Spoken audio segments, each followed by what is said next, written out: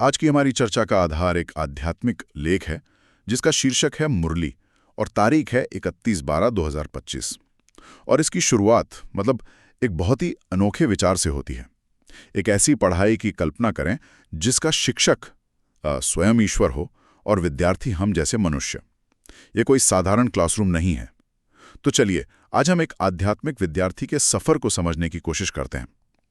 एक ऐसा सफर जो आसुरी दुनिया से शुरू होता है और देवीय दुनिया की बादशाही पर खत्म होता है। इस सफर में उसके सामने क्या चुनौतियां आती हैं, उसे किन नियमों पर चलना होता है और उसकी सबसे बड़ी दुश्मन जिसे माया कहा गया है वो उसे कैसे गिराने की कोशिश करती है। बिल्कुल, ये लेख असल में एक व्यक्तिगत परिवर्तन का पूरा खाका है। ये सिर्फ नियमों की एक लिस्ट नहीं है, बल्कि एक पूरी रणनीति है कि कैसे मनुष्य अपने 5 विकारों, जिन्हें यहाँ रावण का रूप कहा गया है, उन पर विजय पाकर खुद को बदल सकता है।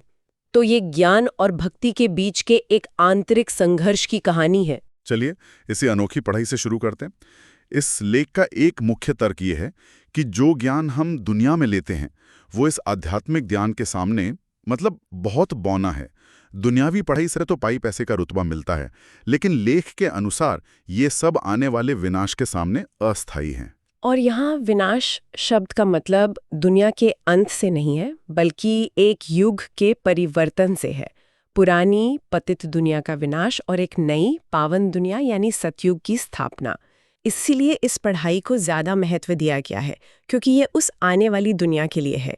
एक तरह से ये भविष्य की रजाई की पढ़ाई है। अच्छा, और ये भी कहा गया है कि इस पढ़ाई के जो विद्यार्थी हैं वो सब एक समान नहीं हैं, उनमें भी अलग अलग दर्जे हैं। हाँ, और इसके लिए एक बहुत सुंदर उपमा दी गई है। जैसे राजाओं की अंगूठी में कई तरह के रत्न जड़े होते हैं ना, कोई पुखराज है, कोई नीलम, और सबकी कीमत अलग अलग होती है।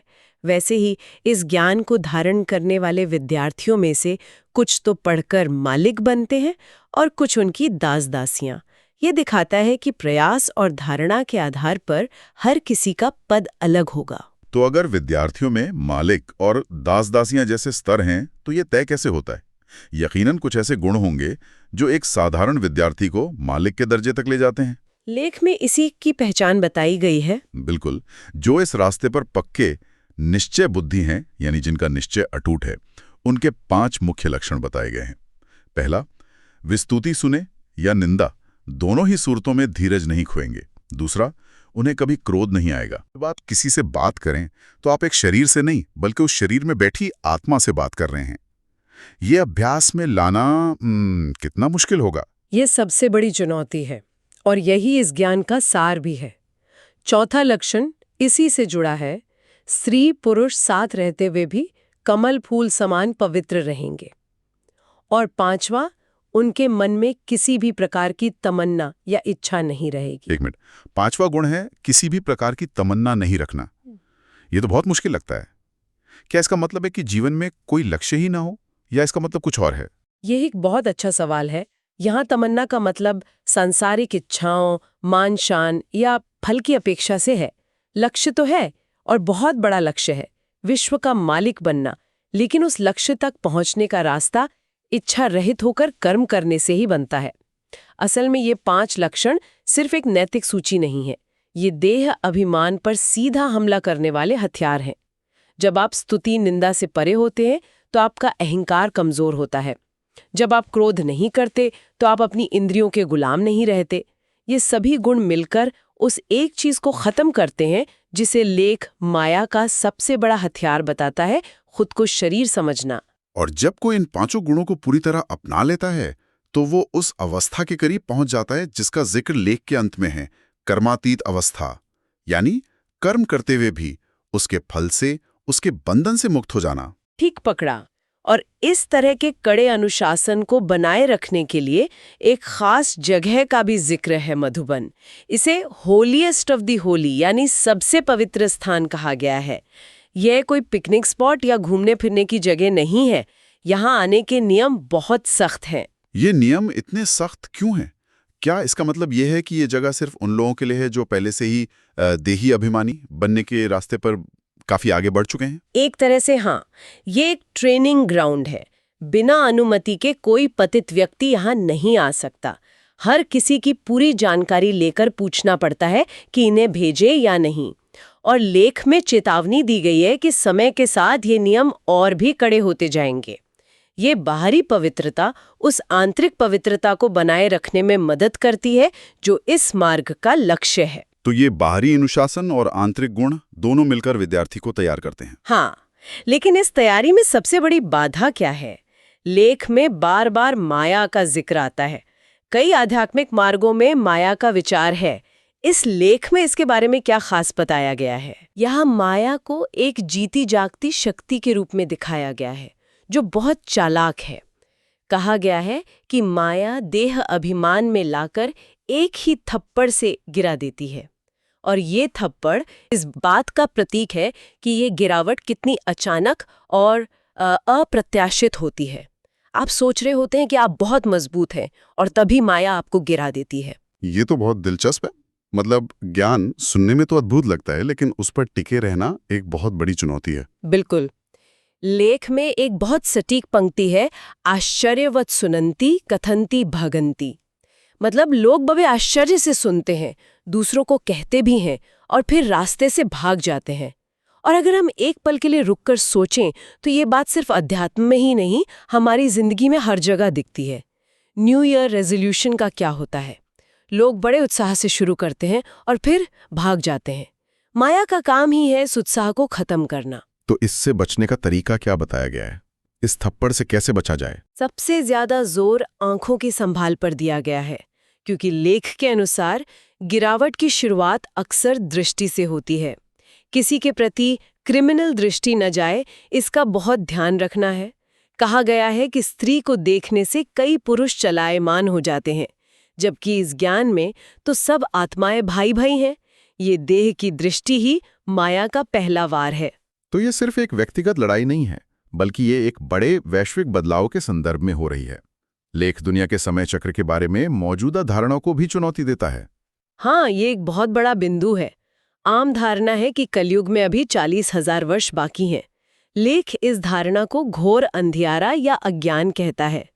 इसके विपरीत ये दावा करता है कि कलयुग अपने अंत पर है और विनाश सामने खड़ा है। ये सारी पढ़ाई उस विनाश के बाद आने वाले सतयुग की तैयारी है। और इसी तैयारी के क्रम में एक ऐसा विचार सामने आता है जो सचमुच क्रांतिकारी है। वो है स्त्रियों की भूमिका को लेकर। ये एक बहुत ही बड़ा वैचारिक बदलाव है, खासकर भारतीय अध्यात्म के संदर्भ में। बिल्कुल। कई पारंपरिक मार्गों में स्त्री को नरक का द्वार तक कहा गया है, उसे माया का रूप माना गया है। लेकिन ये लेख इस पूरी धारणा को पलट देता है। ये कहता है कि ये तो स्वर्ग का द्वार है। ये एक बहुत बड़ा दावा है। क्या लेख ये बताता कि ये बदलाव क्यों और कैसे होता है? क्या ये सिर्फ एक भूमिका का उल्टाव है या इसके पीछे कोई गहरा आध्यात्मिक तर्क है? इसके पीछे एक गहरा तर्क है। तर्क ये है कि सतयुग की स्थापना का काम, यानी एक पवित्र और दैवीय दुनिया बनाने का काम, वो मुख्य रूप से माताओं और कन्याओं के द्वारा हो रहा है, क्योंकि पवित्रता इस नई दुनिया की नींव है और वे इसकी ध्वजवाहक हैं। तो जो पहले पतन का कारण मानी जाती थीं, वही अब उत्थान का आधार बन रही हैं। इसीलिए उन्हें स्वर्ग का द्वार कहा गया है।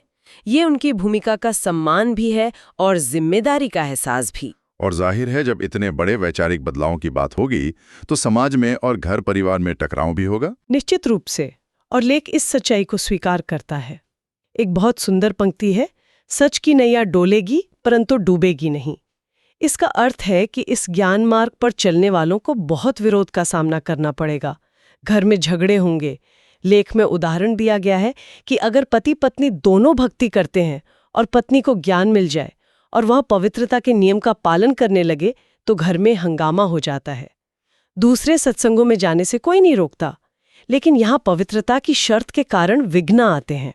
तो ये ज्ञान और भक्ति के बीच की लड़ाई को भी दर्शाता है। हाँ, भक्ति के पक्ष में बड़ी बड़ी परंपराएं और योद्धा हैं, लेकिन लेख का दावा है कि अंत में विजय ज्ञान की ही होगी। ये नैया डोलेगी जरूर, तूफानों से गुजरेगी, पर डूबेगी नहीं।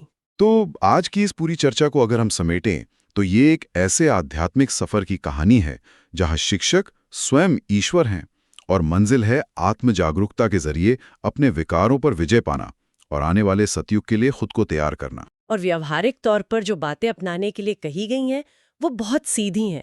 पहला, जो बातें काम की ना हो उन्हें एक कान से सुन के दूसरे से निकाल दो। दूसरा, अपनी आंखों की बहुत संभाल रखो। और तीसरा, हमेशा खुशी में रहो।